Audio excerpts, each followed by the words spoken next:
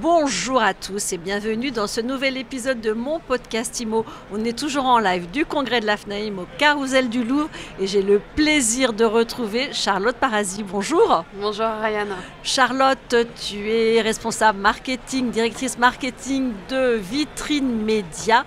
Vitrine Média qui expose au salon et qui est co-organisatrice notamment du palmarès de l'immobilier. Hier, on a remis les prix aux vainqueurs. Peut-être tu peux nous parler d'abord de la relation particulière entre Vitrine Média et la FNAIM. On est ici au congrès de la FNAIM. Oui, alors effectivement, cela fait déjà quelques petites années que nous travaillons main dans la main avec la FNAIM et cela fait 2 ans maintenant que la FNAIM est partenaire officiel de la remise des prix et du palmarès de l'immobilier, Ariane, comme tu le sais, et donc nous sommes très heureux de pouvoir compter sur eux pour la mise en lumière de cet événement et faire du palmarès de l'immobilier un événement à part entière au sein du congrès de la FNAIM. Alors hier justement, l'événement de la fin de l'après-midi, en tout cas ça a été cette remise des prix avec énormément de monde en direct et puis de monde qui a suivi cette cérémonie. Qu'est-ce que tu peux nous en dire ? Alors c'était un très bel événement puisque je pense que vraiment d'année en année on essaye de faire un événement encore plus important aux yeux aussi des professionnels de l'immobilier, des agences en elles-mêmes. Et puis hier, c'était vraiment une très belle remise de prix. Nous avons été accompagnés de nos sponsors qui étaient présents, certains membres du jury. Jean-Marc Torolion lui-même a pu nous accueillir, apporter quelques mots d'accueil et de fermeture.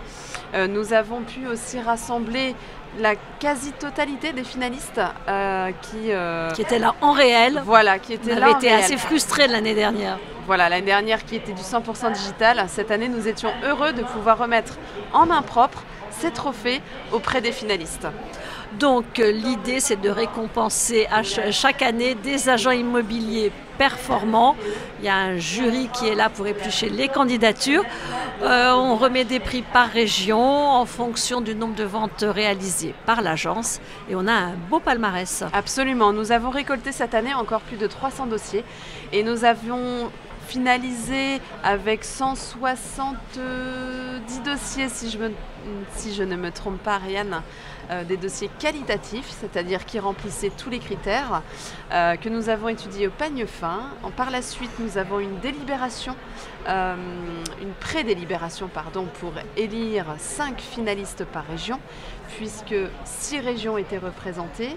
2 trophées par région, je vous le rappelle, effectivement, un trophée pour les agences qui font moins de 45 ventes par an et les agences qui font plus de 45 ventes par an.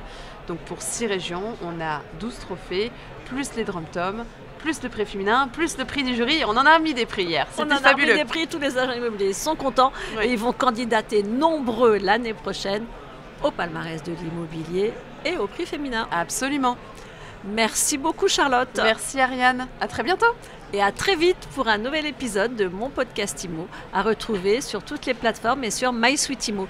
Évidemment, nous publions aussi les résultats du palmarès, donc connectez-vous vite pour savoir quelles sont les agences, quels sont les professionnels qui ont remporté ce prix.